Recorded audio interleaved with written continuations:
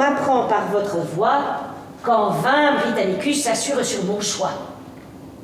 En vain, pour détourner ses yeux de sa misère, j'ai flatté son amour d'un hymen qu'il espère.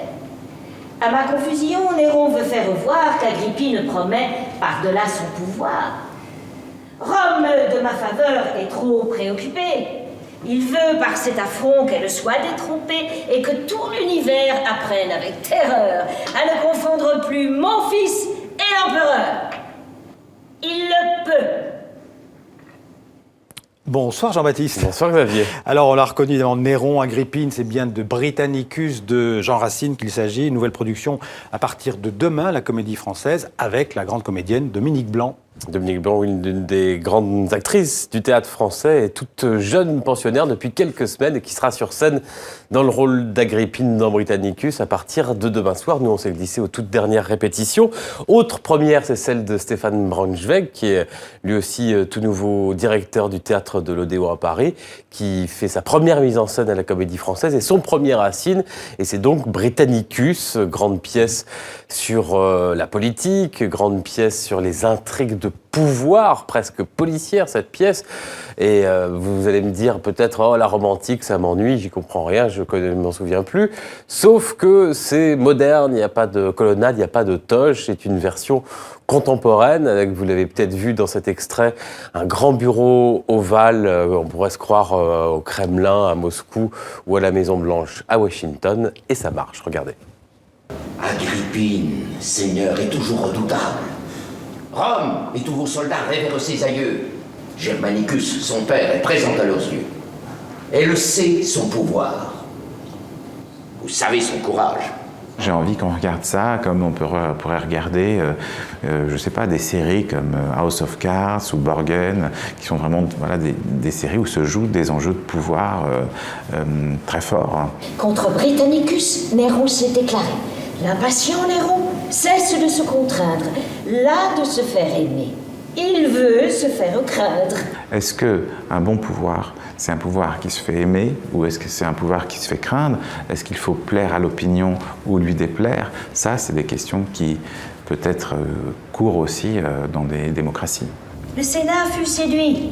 Une loi moins sévère mit Claude dans mon lit et Rome à mes genoux. Si on considère le personnage d'Agrippine, c'est vraiment quelqu'un qui a une passion du pouvoir qui est incroyable, quoi, démesurée. Si on voulait trouver à notre époque des représentants de ça peut être Poutine, ça peut être Bachar al-Assad, enfin vous voyez, c'est plus des êtres humains quelque part. Il y a une dimension assez monstrueuse quand même. Néron, de vos discours, commence à se lasser. Chacun devait bénir le bonheur de son règne. Heureux ou malheureux, il suffit qu'on me craigne. Grande pièce sur le pouvoir, nous venons de le voir. Le verbe racinien et ses alexandrins. Bravo, bravo. Il n'y a pas 12 pieds. Alors, il faut un petit temps d'adaptation quand même pour entrer dans cette langue du XVIIe siècle. Il faut un peu que le cerveau se formate ou se reformate. Mais une fois que c'est fait, quelle puissance quand même, quelle force. Il y a Dominique Blanc, il y a également d'autres grands acteurs qu'on vient de voir. On peut citer Hervé Pierre, Stéphane Varupen, qui est Britannicus, Benjamin Laverne et bien d'autres qui portent très très haut cette langue française. Extrait et éloge du vers racinien avec ces deux nouveaux venus donc dans la troupe de la Comédie Française. Le chemin est tracé, rien ne vous retient plus. Vous n'avez qu'à marcher de vertus en vertus. Mais si de vos flatteurs vous suivez la maxime, il vous faudra, Seigneur, courir de crime en crime. C'est une langue qui présente des écueils, c'est-à-dire que si on se met à n'être que dans la musique, on ne comprend rien à ce qui est dit. Or, moi, je considère que le théâtre, c'est des gens qui se parlent, c'est pas des gens qui récitent de la poésie. Donc, il est essentiel qu'on comprenne bien le sens, surtout dans une pièce qui est très politique. C'est quand même toute une pièce où on parle de savoir si on doit éliminer les opposants au pouvoir en place. Donc, c'est ça qu'on doit faire sortir et pas avoir l'impression qu'on est au musée de la langue française. Dans le fond de ton cœur, je sais que tu me hais. Tu voudras t'affranchir du joug de mes bienfaits. Mais je veux que ma mort te soit même inutile. Ne crois pas qu'en mourant, je te laisse tranquille. On a une chance folle d'avoir cet auteur, Moi, je pense toujours que c'est une espèce de trésor national et que ces alexandrins nous sont enviés par le monde entier.